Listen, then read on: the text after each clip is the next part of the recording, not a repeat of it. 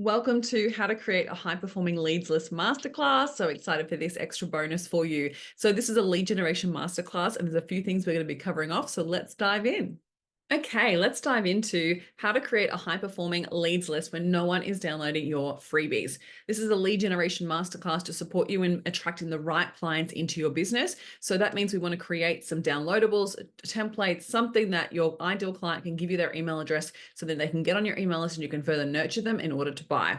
So this is going to work for all different types of industries. And even if you think that you don't necessarily have a freebie or it's something that you have never thought of creating one for your business, it is definitely worthwhile because nurturing your email list is a beautiful way to actually convert clients into paying clients and for them to see the value in actually working with you. So it is a huge part of the middle piece from attracting to nurture to then convert. So let's dive in. So in today's session, we're going to be exploring lead generation as an overview. So what lead generation is, how do we go about it within our business?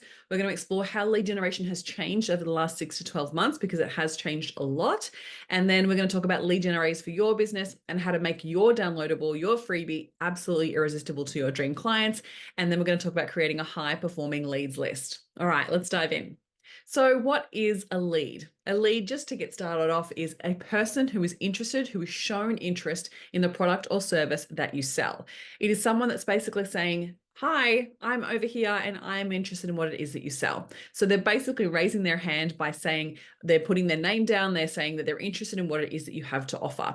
Now, this allows us to be able to sell to people who are interested in what it is that we are offering, rather than just shouting from the rooftops to absolutely everybody and hoping at some point people will buy. We want to create opportunities for people to say, yes, I'm interested. And lead gen is the first place to start because you're not actually asking anyone to pay you for this opportunity. So we want to start to explore how does lead generation show up for your business and what has changed in the industry. So a lot has changed when it comes to lead generation because people have become more savvy. People are so aware of the fact that if someone is giving you their email address, they know they're going to be marketed to. Now, for a lot of like bigger brands, they market consistently. They are constantly, I should probably use the word constantly, actually. They're constantly emailing their people. Like, I don't know about your inbox, but if I'm signed on to anyone's email list when it comes to even like clothing, they are bombarding your inbox with emails all the time. And what makes that person stay on that email list unless they're getting annoyed? They will actually unsubscribe. But the thing is, we can utilize email in a really effective way to nurture our customers to get them ready to buy. Because when it comes to your business, we need to be doing lead generation consistently. It's something that you need to be consistently doing in your business because you're always going to be losing clients, no matter what type of business that you have. Clients are going to come in through the top part of the funnel. We're going to nurture them. They're going to, buy from us, and then they'll get to a point where they will leave us, right? It's so normal. It's part of the process, the evolution of your business. So you will serve that client and then they will eventually leave. Now, there can be many reasons why you may lose a lead or you may lose a client. It could be everything from they move away if you're location based. They could no longer need your service. They might close their business down and you help them with their business. Like, there's so many different reasons why they leave you. And so we need to always be bringing new leads into our business. And creating some type of lead generation structure in your business is really key in order for you to continue to attract interested people so you have some people to convert. Because it's all good and well that I'm going to teach you all the sales skills to convert people, but you're going to need to have leads in order to convert. All right. So what is your current lead generation strategy in your business? Do you have any lead magnets? And I'm going to use these types of words, but I mean the exact same thing. So lead magnet, opt-in, freebie, downloadable, template, like all of those types of things where it's just something that someone is giving you their email address for. Okay. Now, in other businesses, it could be the phone number, right? A text list is a really great lead generator that's really positive and really powerful right now. And so you want to think about like, what is it going to be for your business? What's the best way for you to continue to nurture and serve your clients before you ask them to spend any money with you? So how are you currently attracting leads? And you may not have anything in place just yet, and that's okay, but you may have something in place. And so we might need to look at how that's changed and what we need to do to upgrade that. And then we want to consider the nurturing phase. Like, are we nurturing them? We're going to talk about that nurturing sequence. And then we're going to talk about whether we're communicating next steps. So we want to be communicating next steps consistently. So we want to be communicating to our lead what's next steps for them. we also want to be communicating to our paying clients what is next for them. Okay. So communicating that, it's really key that you do that. So then clients know what to do. You can't expect them to know exactly what's next for them. They're looking to you as the expert. So making sure that you're communicating that is really key. So over the years, lead generation has changed because people are expecting so much more from very little. So years ago, there used to be that old marketing terminology of, you give people the why and the what for free, but then you sell the how. Now, I believe that that's gone out the window. People really want to have the how now, and they want to see value from what it is you're sharing from your free content before they'll actually invest in working with you. So you really want to think about how you upgrade that, because people want to gain value and gain quick wins from your lead generation. Otherwise, there's no point. There needs to be a reason. They're not going to just jump on your newsletter for no reason. They're not going to give you their email address for nothing of value. And this is not about spending more time with you. This is about them gaining some type of value or outcome or solution or quick win before they'll then go, is this worthwhile then working with this person and handing over money? So you want to consider that, because a lot has changed with regards to this. And it's not necessarily about whether you give more, right? It's more about like, how do you create those quick wins? How do you solve a problem that your customers are experiencing before you ask them to pay you for anything? Okay. So we're going to explore this in much more depth. So where can your leads come from? Your leads can come from so many different places, and it's going to be different for different businesses, but this is just a kind of basic basic list. Referrals, they can come from referrals. They're more of a warm lead or a hot lead. Then we have networking, your advertising. If you're doing Facebook advertising, it could be organic socials. It could be other forms of promotion that you're putting out into the market. It could be flyers you're dropping off. It could be Facebook posts in Facebook groups. It could be so many different places where you gain leads, where people are like showing interest in what it is that you do. And then we want to further nurture them by offering those freebies or opt-ins to basically gain that further nurturing opportunity. So if you don't know where your leads are coming from, my first suggestion is to actually go back over the last 6 to 12 months and write down all the clients that you've worked with and find out where they came from. How did they find you? What did they download first for free before working with you? What was their sequence of interaction with you before they worked with you? Because when you actually map that out, you may be able to start to see some really cool patterns come through in your business, where you'll start to see like, oh, okay, so they came through this downloadable, then we had a conversation in the DMs, and then they came along to a challenge of mine, and then they had another conversation with me, and then we actually invited them into a program, and then they joined the program. So it might be something like that, or it could be that they were referred to you from someone, then you had a conversation, then you've passed on some details with regards to what they needed to work on, or maybe you gave them something of value. Maybe you gave them a downloadable or a template. Maybe they purchased something of low ticket first before then coming into a high ticket. Like thinking about like going back and actually looking at that data is really valuable, because it starts to help you highlight where you should be spending your time, and also how we can speed up that conversion process, right? The time frame that it takes someone to go from cold to warm to hot and then to buy. Okay, so we're going to talk about that. And I'm going to talk about like that from a place of the farming analogy, which we'll come to in a second. So your leads can come from so many different places. So it's really worthwhile considering mapping out where your leads come from. So it could be advertising, your social media, networking, speaking, Google, right? Like if your SEO works really well, they might be coming through Google. Really thinking about like, if you were to create something like this, where it shows you, okay, this is where people are coming. This is where they're first finding me. And then I bring them down into the awareness phase, where they start to get to know what it is that I do. And they're starting to know me a little bit more. They're aware of the problem that I solve before they're then interested. Okay. Then they come down to the interest phase, consideration phase, and conversion phase. But I want to touch on this, right? Because the lead generation actually happens in the interest phase. So they usually come in and start to get to know you first and build rapport, right? But then it's at some point we ask them, would you like this freebie? Would you like this downloadable? Would you like to solve this problem? Would you like to have this template? Like whatever it is that you're offering with regards to your freebie, that happens in the interest phase. It's where they're raising their hand going, yes, I'm interested in this. It's not until after that that we then guide them down into the consideration phase. That might be a discovery call or a masterclass, before then converting through a sales page or something like that. So you want to consider, from your point of view, where are people finding you from? Cold, like don't know anything about you. Where are they first initially finding you? And what is your process to guide them down the next phase, right? So, your awareness might be nurturing relatable content, planting that seed content, and then it might be then guiding them into the reason why they need this opt-in or freebie, and it's speaking to the problem that they're experiencing, and then you're offering a solution. So you want to consider this for your business. Okay, so this is where we start to just build out your lead generation strategy.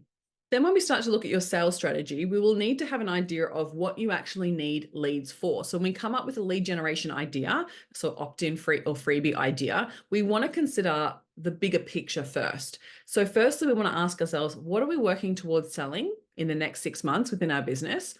And what's a lead generator I could create that will serve that outcome? Right? This is where we start to get a little bit more specific and creative, because we want to make sure that we're attracting the right client into our business. So this is really key. So you want to map out over the next 6 months, 12 months, what are you selling in your business?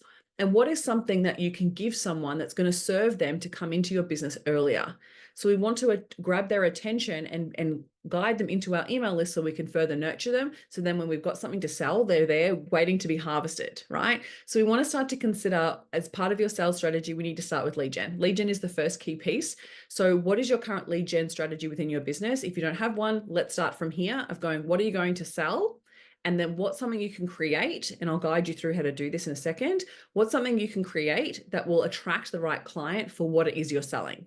So with this high ticket offer, right, you know your ideal client, getting super clear on your ideal client and going, what are they looking for? What do they need? What are the conversations they're a part of that makes them go, oh, this would be really helpful for me? And then we create something that's going to grab their attention from that place. So this brings me to this next key piece, is that no one really wants to join a newsletter anymore. You know, back in the day when it was new to the market, people were like, yes, I want to know what's happening every day of the week, right? Whereas people were interested. Now, because people are being bombarded with emails regularly, our inboxes are filling up so much faster, they don't want to join your newsletter. There's no value in joining a newsletter unless you've created something that is of value, where there's a reason for them to be on that on a regular basis, right? So I consider this like, you may need to name that newsletter. So then they're like, oh, I want to be a part of that. And then they know the value of being a part of it. They know what they're going to get from being on that email newsletter list, right? So you want to consider it from that perspective. Or secondly, you don't want to worry about asking people to join your newsletter and just focus on promoting your opt-in or freebie,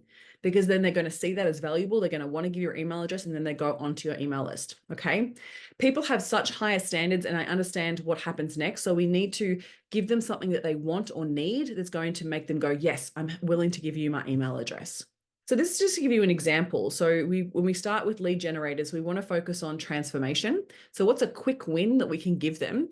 And how can we make it seem easy and simple for them to get access to? So we want to make it a tangible outcome, if that makes sense. And as we go through this, it will make much more sense as we go through.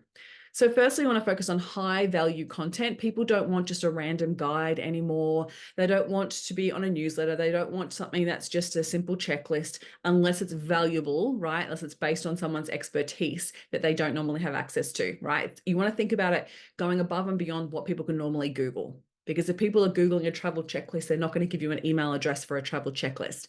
So just something to think about this from outside the box. We want to go high value content and inclusions. We want to make it tangible. And we want to make it something that people go, yes, this is actually solving the problem I'm currently experiencing. And I want you to think about it to the next level of like actually creating something that people would actually pay for. That is what's going to change the game for people, right? So it might be something that you already include as part of your offerings, that maybe you just want to take that one little piece out of your service offering and start using that as a lead generator. And then lastly, you've got to have a great hook to sell it. If you don't have a great hook to sell it, it will not work. And I spoke about this recently in one of my groups, like the name has to be so juicy that grabs people's attention to be like, I want that. And to do that, we need to focus on problem and then solution, but mainly the outcome, right? We want to focus on the outcome, the result that people are going to get from it. They're more likely to give you their email address because they want that outcome. So when you think about this, I've just given you a few examples here. So this is one of Jenna Kutcher's freebies. Now it's a free guide, but it's really tangible. How I made Pinterest the #1 driver for my traffic driver for my website. So for people who have the problem of traffic, they're going to look at that and go, oh my God, I use Pinterest. It's not my #1 traffic driver. I want to do that, right? So it creates a tangible outcome. Or this one is how to create and send gorgeous emails in minutes. So again, this is actually focused on time because people often don't have enough time in their business. So they go, okay, well, I want to be able to create and send gorgeous emails. Amazing. That's exactly the outcome that I want.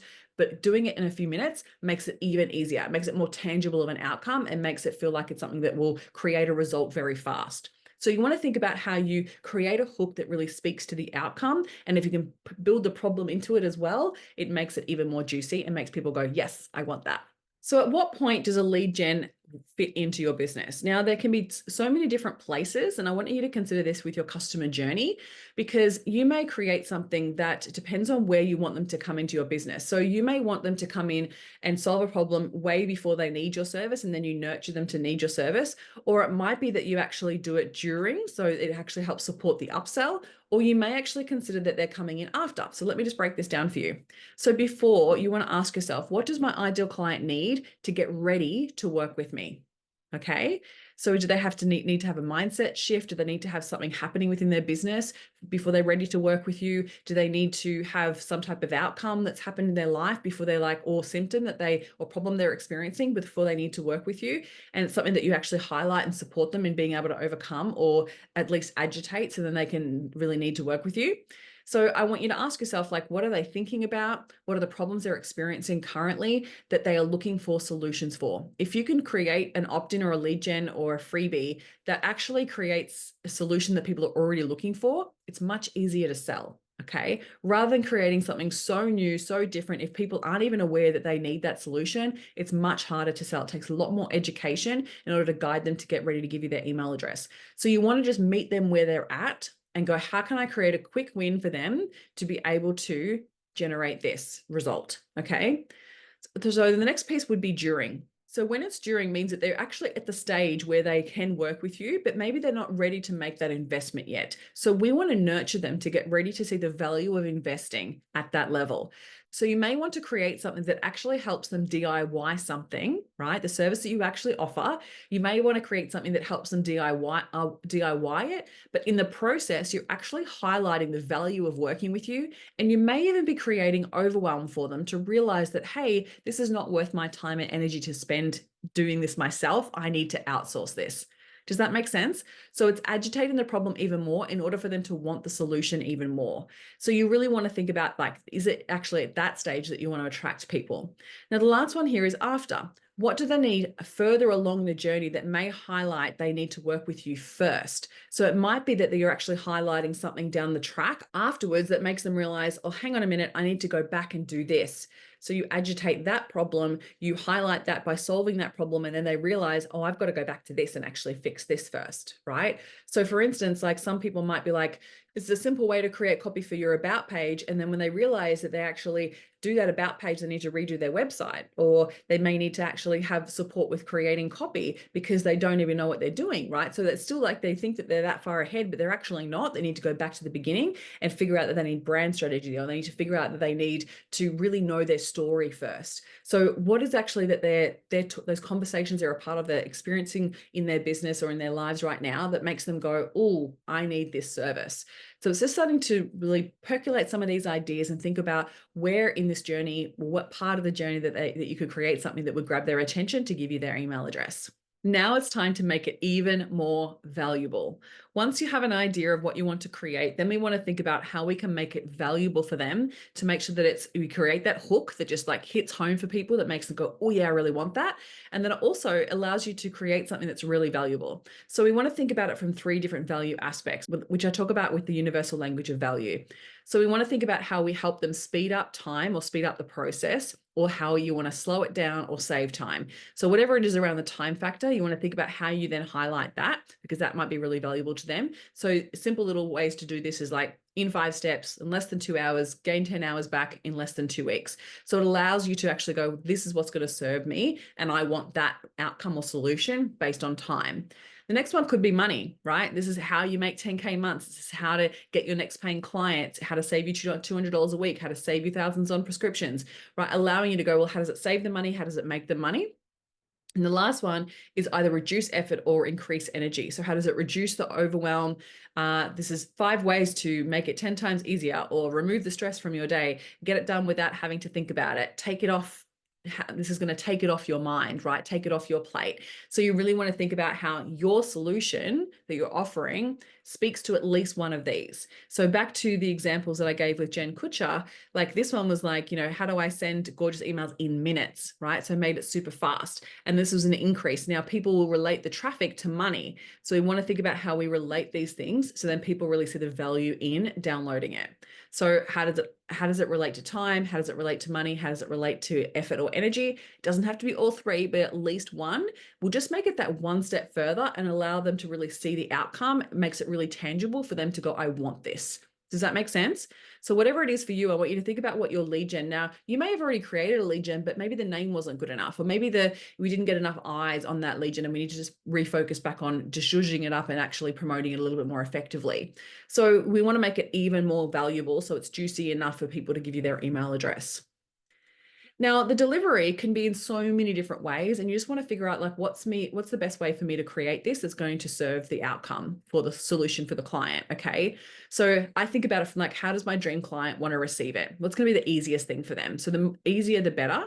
So I just got a list here for you. It could be guides, checklists, ebooks, challenges, masterclasses, mini courses, tech stacks, resources, digital downloads, templates, digital products, events, workshops, in person or online, like all these different options where you can actually create interest for people to go, I'm interested in what it is that you have to sell. Now, as a coach myself, I know that I need to build lots of trust. So masterclasses work really well for me because it gives me plenty of time to really get to know people. But before that, I have a lead gen magnet that attracts people to that as well. So I've actually built in 2 parts for lead gen. So I've got a lead magnet, and then I also run challenges and masterclasses throughout the year because I know that further nurtures people to buy that are still free, right? It's still a lead magnet. It's still a lead generator, but it's actually creating more journey for them to get to know me and feel like they can trust me before they buy. So I want you to think about that for your business. What do you feel like you need to build in that'll actually support that decision-making process for your client? All right, so here's a couple of questions I want you to sit with. And then when it comes to if you're creating something new, or you want to think about it from the perspective of your current lead magnet, how can you unpack this with these questions so you can further sell it more effectively? Now, in the portal, there is also a lead gen sign up page, so that you can improve the copy or improve the process of the lead gen copy page, and then also an email sequence breakdown as well that helps nurture after the fact, after they've downloaded the freebie. So those templates are there for you, but these key questions will just get you started, just to start to consider your lead gen idea. So firstly, with any of these questions, if you don't know the answers to them, your first go-to needs to be market research. There's no point in going and creating something new if you don't know that your ideal client wants it. So sometimes it's actually going, well, what are my ideal clients already asking for, and how can I create something that's going to solve that problem, right? They're probably already telling you. So first things first, what does my ideal client want? Just sit there and write as many answers to this question as possible. What does my ideal client want? Then go, what do they need? What do they really need? Because sometimes it's about how you marry the two together, right? Because we want to make sure that we sell them what they want and give them what they need. So really think about how you make it extra valuable by asking these questions, and sit down, just write down as many answers to these questions as possible. And then you'll come up with something really amazing that will be so effective in your lead generation. The next thing is, what would they pay for? Just helping you start to think about things in a different way. What would they actually pay for? What are they already paying for, right? That you maybe could make something that would be amazing that they are already paying for, that they get from you for free. So that they go, oh my God, this is so valuable. I definitely want to work with this person. Okay. The next one is, what are they already asking for, right? What are they already asking for? What are they out there in Facebook groups asking? What are they sharing with their friends that they're needing? What are they asking you for? Like, they're most likely you're already getting feedback from customers of like, they're asking for these key things. So think about how you can create something that they're already asking for, because then you can just meet them where they're at. Okay, this then brings me to the next key piece. So we want to have a purpose for our lead gen. Once we've created it, then we want to consider, where do we want our leads to go from there? This is where your email sequence is going to come into play. So you can use the template that I've created for you, but you want to think about this first of like, okay, where am I leading them next? So back to that original strategy, you created a lead gen based on what you want to sell. So obviously then leading them to then buy something, right? So we want to think about like, what's that process then to get them to buy? And knowing what you want them to buy, so that it actually supports them in making that decision. So that email sequence will then be blended into guiding them to the next stage. So your lead gen might go from a downloadable to then maybe a free call. So then you can further nurture them, and then they can possibly be sold to on the phone. Or it could be that they can't do an in-home consultation, or they could book in for a Zoom chat for, or they could come to a masterclass or something like that. There's that next key piece of the process that'll actually support them in being nurtured even further to then get ready to buy. Okay, so this brings me to this key piece. So we've talked about like the lead generation being in the plant phase of your business journey. So this, I love using a farming analogy because I come from a farming background. And this is what happens over a 90-day cycle, is the plant, nurture, and harvest over a 90-day cycle for a service-based business. When we miss one of these, it's usually then what's causing the disruption with our success or consistency in our business.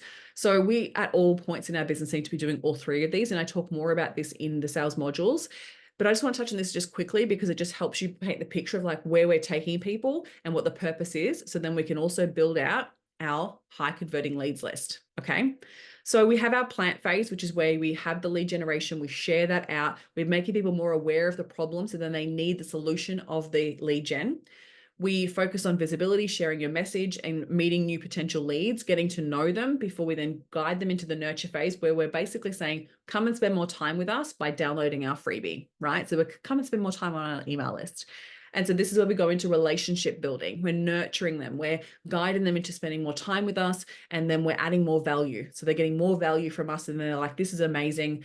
If this is all for free, imagine what their paid stuff is going to be like, right? So the supporting them through the nurture phase, building credibility and trust as well.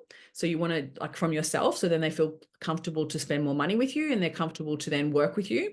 Before we then go into the harvest phase, the harvest phase is obviously where you're making an offer, where you're asking them to spend money. It's a sales conversation piece, calls to action, converting and onboarding. The last phase is nourish, is actually after they've bought. So this is once they've spent money with you. It's what happens post-sale. So your onboarding and your service needs to be absolutely incredible. Then you want to consider, like, once they've worked with you, what's the next stage? So is there something further on that you can offer them? Is there an upsell? Is there, ongoing retainer or other services that you can offer them to continue to stay on with you or spend more with you? So you want to think about how you're further nurturing and nourishing them at that phase. And then, or they might be then offboarding. So then you might be going through the testimonial phase and making sure that they become a raving fan and an advocate for your business by gaining feedback from them, valuing them enough, and keeping that relationship intact. Okay. So we consider this throughout every phase of your business. And we're going to be talking about this in so much more depth in the program. But just from this perspective, I want you to consider that someone who's coming in right from the beginning I would initially consider a cold lead, right? So they don't know really much about you. They're not really connected to you just yet. They may be starting to become aware of the problem that you solve, but they're not considering you as an option just yet. Okay. So they're cold in that plant phase. Then they come into the nurture. And once we've nurtured them a little bit, they become warmer. They become more open to actually working with you. They become more connected to you.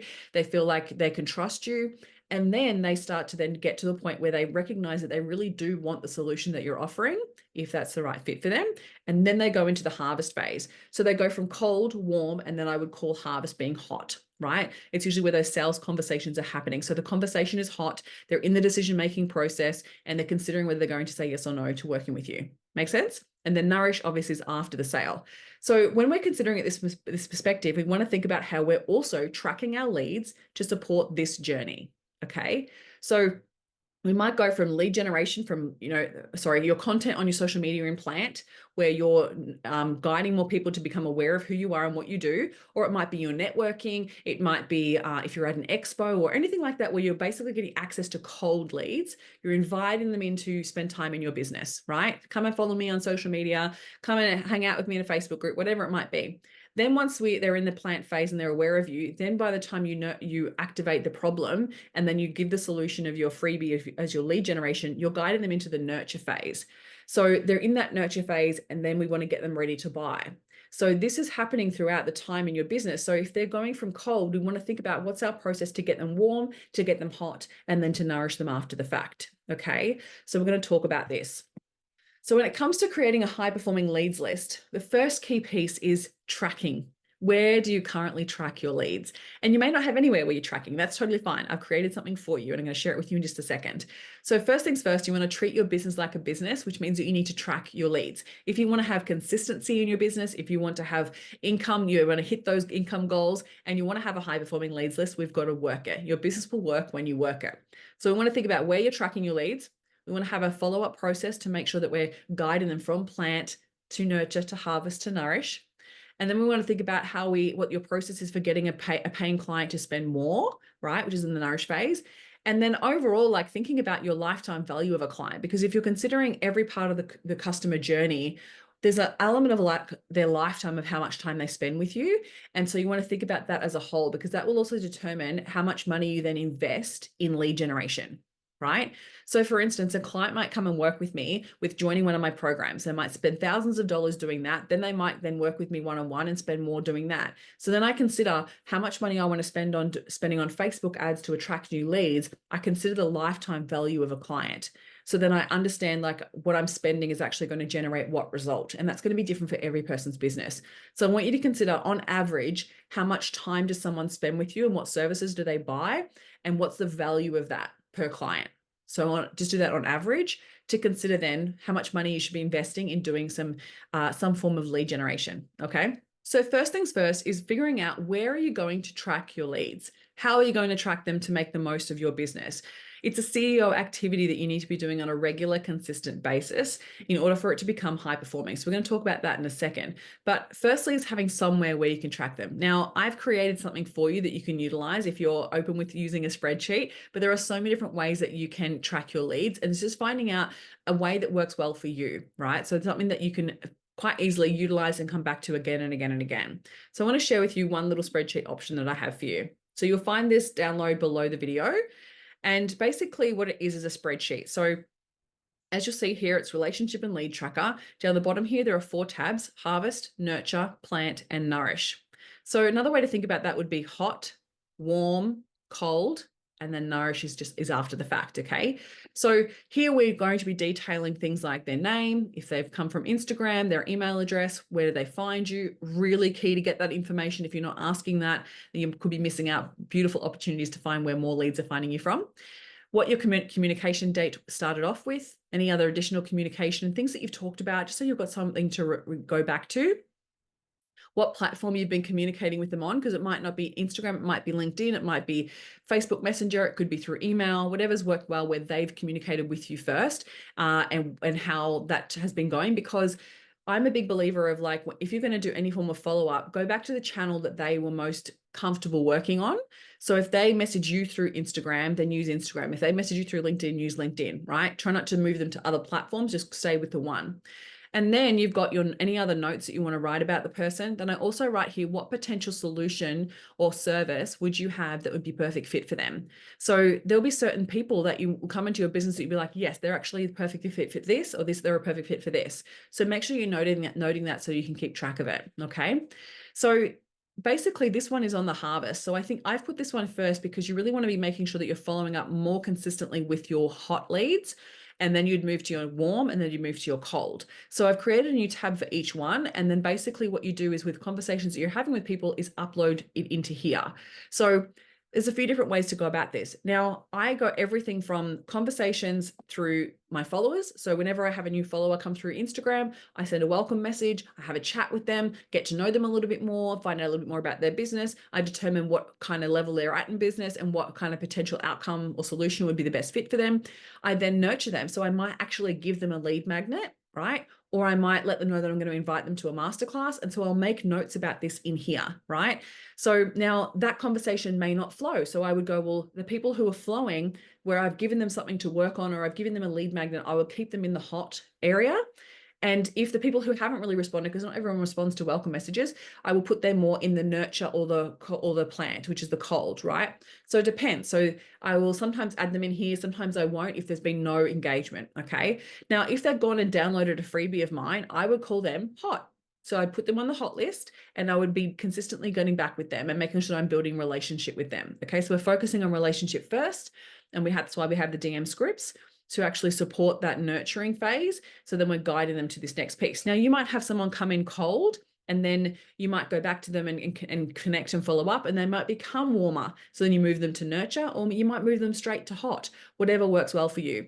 And then for the nourish, it's actually where I have past clients. So I have a list of past clients that I think about, like they might be then ready to evolve into another one of my programs that I might just keep them in contact with, or I might just be nurturing them to keep them as a raving fan so that I know that they refer other people, right? So if they're referring other people, I want to think about how I show love to them, how I make sure that I take time to answer any questions that they have, or check in with them and seeing what's been happening, like all that type of nurture. And so sometimes if we don't have somewhere to track it, it can feel like, months and months can go by and you've forgotten to get back to this client, or you've forgotten to check in with them. And there's so much money that we leave on the table because we don't do the follow-up. So follow-up is honestly the most important thing. And so this is why we want to create something like this, that we've got somewhere to go back to be like, oh, this person I had this great conversation with, it didn't go anywhere just yet, but I'm going to touch base with them from a friendly focus and see where they're at with things, because they may need my services now. So this actually allows you to actually create a leads list that you can go back to and nurture these conversations that may end up leading to paying clients, right? This is so key. Now, when it comes to finding something that actually works for you, so sometimes a spreadsheet will work for you. Previously, I've actually just used Trello. So I've also taken a screenshot of this, where this is like a simple Trello board where I've just created, again, harvest, nurture, plant, and then nourish. And then I just add a little card for each person that I'm speaking with. I just made this one. I didn't want to use my actual clients' names because of privacy reasons, but I just made this one up for you.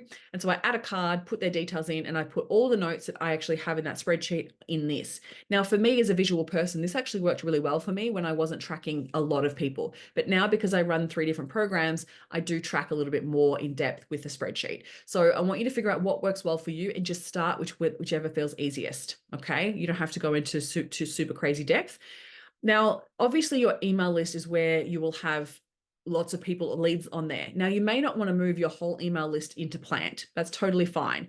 But I would consider how you engaging them in further, because they might be that you go, I want to add a tag to them to nurture them even further. So you go, okay, I want to nurture them with extra value. I want to share with a video that I've made recently, or I want to share an event that I've got coming up where I'm speaking at, like something that actually guides them into that next phase, to then ideally be able to have more conversations to then guide them into harvest. So always just thinking about, like, how can I nurture, how can I harvest, how can I guide and nurture them to the next phase of growth with me. And so this is what a lot of people don't do in business. And this is where they're leaving so much money on the table. So I want you to consider this for yourself. Like, once you have that lead gen playing and working for you, if people are downloading your freebie, especially if you're in business, it's easy to find people online that you can then go and send them a message. So with all of my lead gen, I also ask for Instagram handle, so then I can send them a message and see how they're going with it, whether they've used it yet, what they're finding, because I want to get feedback from it too, so I can improve it.